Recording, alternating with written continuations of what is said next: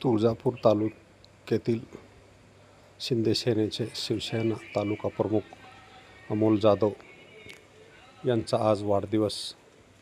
सकाळी आई तुळजाभवानीचे दर्शन घेऊन उपजिल्हा रुग्णालय तुळजापूर येथे आज जन्मलेल्या बाळांना बेबी किट वाटप करण्यात आले. यानंतर धाराशिव येथील अनाथ मुलांच्या शाळेमध्ये वाढदिवस साजरा करण्यात आला. यावेळी येथील शिक्षकांनी त्यांचा सत्कार केला. यानंतर शाळेतील सर्व विद्यार्थ्यांना खाऊ वाटप करण्यात आला. जेवणाची व्यवस्था केली.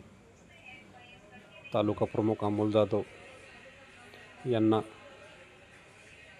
शाल, श्रीफळ, फेटा बांधून गुच्छ देऊन यांचा वाढदिवस साजरा केला. यावेळी शिवसैनिक मोठ्या संख्येने उपस्थित होते. लहान मुलांसोबत वाढदिवस साजरा केला. इतर अनठाई खर्च टाळून अनाथ मुलांच्या शाळेमध्ये जाऊन अनाथ मुलांना खाऊ वाटप करून त्यांच्यासोबत पूर्ण दिवस घालवून वाढदिवस साजरा करण्यात आला. यावेळी सर्व जिल्ह्यातील शिवसेनेचे पदाधिकारी, कार्यकर्ते मोठ्या संख्येने उपस्थित होते. लहान मुलांसह स्वतःचा वाढदिवस साजरा केला. जवळपास हे पहिल्यापासून त्यांच्या मनातील घर करून राहिलेली आज इच्छा पूर्ण केली. मागच्या वर्षी पण याच अनाथ मुलांच्या शाळेत वाढदिवस साजरा करण्यात आला होता.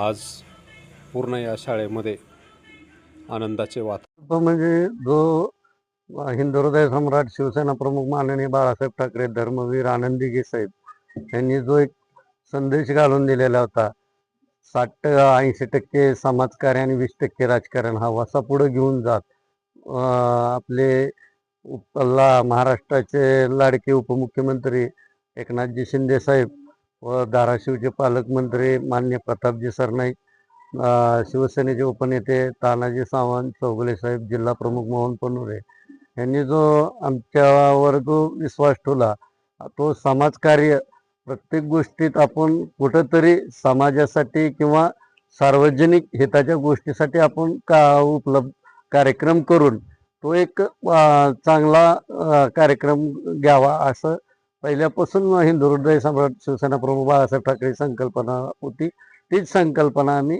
आत्तापर्यंत प्रत्यक्षात आणलेली आहे. वाढदिवस आज अनाथ मुलांसोबत तुम्ही वाढदिवस साजरा केलाय आणि पुढे त्यांना जी मदत लागेल ती पण करायचा संकल्प केलाय. अनाथाचे नाथ एकनाथ शिंदे साहेब हे जे गोरगरिबासाठी किंवा कुठल्याही गोष्टीसाठी सातत्याने धावतात.